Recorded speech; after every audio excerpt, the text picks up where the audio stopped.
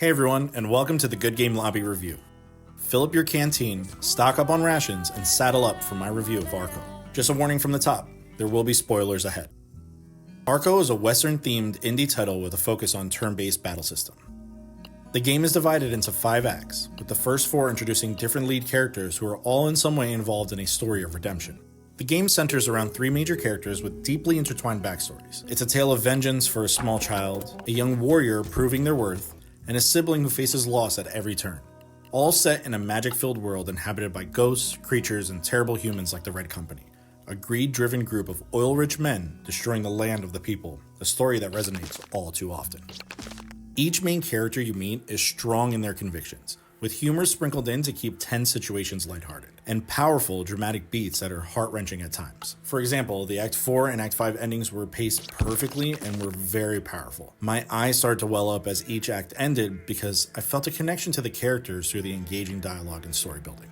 One crucial aspect of the game to keep in mind is that every decision you make has consequences. For example, from my personal playthrough, I faced difficulty in a battle because I didn't stock up on rations. So I searched YouTube for a playthrough to see how other gamers handled this section of the game. I was kind of shocked when the companions they had in the battle were not the same characters I had. How did this happen? What choice did I make along the way that gave me a different outcome? At the time, I didn't realize these actions would not only define whether I was good or evil, but also determine who joins me on the journey and potentially affects the ending of the game. This is where I believe the game's replayability will thrive. The game's environments often feel like pixel-painted landscapes, with the area you interact with occupying just a quarter of the screen. The background features beautiful parallax scrolling, showcasing stunning Midwestern scenery. When you open your map, you get a nice chunky pixel-detailed points of interest you can navigate through. The art direction is a standout throughout the game. It feels like it's simple, but the attention to details and the small characters, items, and destinations give Arco so much character. I had a brief conversation with the soundtrack composer, Jose. And one thing became very clear in speaking to him. I had mentioned how moving the soundtrack was and that since its release, I've been listening to it every day. He appreciated the shout out and explained how much it meant to him, saying how he poured a lot of himself into Arco. And I'm not surprised hearing that. With each story being deeply personal and every act filled with themes of redemption and revenge, it's evident that this project is truly special to Jose. A great example of the powerful soundtrack is that as you conclude each act, the protagonist returns to an old watering hole, and as they travel, a song plays over the animation. The powerful vocals awaken deep emotions, especially given the often sorrowful endings at each act. The battle songs rock hard and even feature some record scratching that complements the faster-paced aspects of the turn-based combat system. Here's a little taste of the soundtrack that often gave me goosebumps and is currently on all streaming services. Enjoy.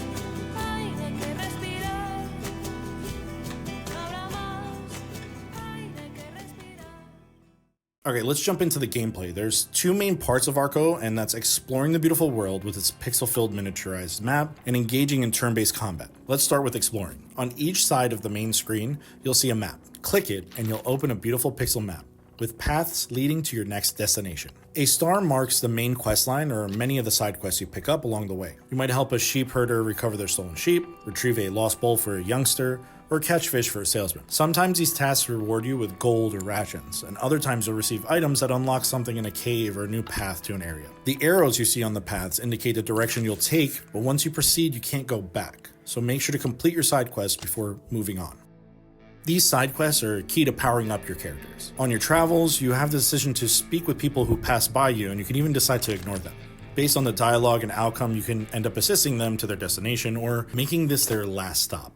Which brings us to combat. You can gain experience points by completing quests, but the best way is to battle anyone who crosses your path. You can choose to increase your character's health, boost magia, equivalent to like mana, or unlock new moves for close range, long range, healing, or defense. Make your upgrade decisions thoughtfully as they can significantly help you in battles. I spent time upgrading range attacks and movement, but later wished I had focused more on health, as healing items become rare during long stretches of fights away from merchants. Melee characters are positioned for close combat, while range characters stay back to attack from distance. Turn-based combat can get tricky as more enemies fill the screen, so it's crucial to keep track of enemies, where they're firing, reloading, or even moving. More often than not, I found myself dying to a quick movement mistake. A bullet may come from the far left side of the screen when I was focused on the enemies on the right. That would end my turn very quickly, getting sniped, and I'd have to restart the battle. Ranged characters were my favorite because they use speed to outmaneuver bullets, sometimes stacking arrows into 3 hits while circling enemies. Some combat types also have an interrupt ability, which stops an enemy in their tracks, even if they were about to attack on the next turn. This is especially important for enemies with Gatling guns that spray bullets across the battlefield. The unique part of the game is that the battlefields are also inhabited by ghosts. Ghosts in the game reflect your conscience. The more evil your actions, the more ghosts that will appear on the battlefield, as if they are the ghosts of those you killed while exploring, coming back for their own redemption story. I completed the game with low guilt, as I tried to make the best choices and remain positive. Though occasionally I would get frustrated with an NPC and just kill them to keep the story moving. So I had a few ghosts lingering around from time to time.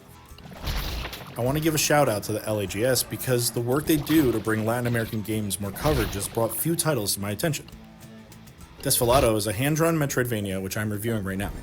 And Mexico 1921, A Deep Slumber, whose demo is actually live right now, is releasing later this year. The game ran at a locked 60 frames per second on my PC, with occasional frame drops only when loading a battle. I only experienced one crash during my playthrough, so I've been very lucky, but I've heard that some Switch players have encountered performance issues, so keep that in mind when you're thinking about your purchase. I do know that as I was writing this review, an update was being released, so many of these things could be fixed.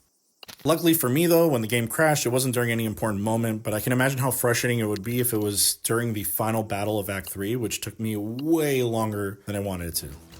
The only other fault that I can bring up is that when too many elements are on screen, you might experience frame drops and the audio can glitch out. This happened to me a few times, but it was easy to restart the game and continue. Fortunately, it never occurred during any of the story beats or cutscenes between acts, which were the most powerful moments in the game for me. I'm not sure if they're called mushrooms, but it looks like a mushroom that grows on the battlefield, but they add pressure to finish battles quickly instead of just running circles around the enemies. The issue was that as they increased, the frames would drop as low as 5 frames per second.